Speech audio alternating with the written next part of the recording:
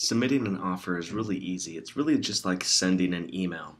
And I say that because if I click make an offer, I'm brought to a page where it will show me a list of instructions that I need to make awareness of for this particular listing and this offer. There's no documents that I need to download, so I'm going to hit this button here, continue to offer submission form. And now this last page, I fill out my information. If it has a little star next to it, that means that you must fill that information out.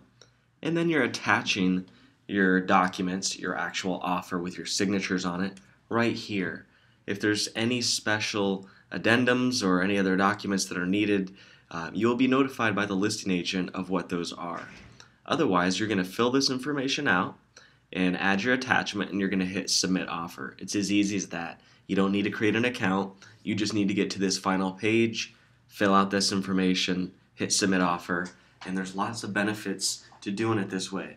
Number one is you'll be able to see the status of your offer throughout the entire process. You're going to get a unique link that's in your email, and you're going to use that unique link to see the status and also make any changes or counteroffer to your offer.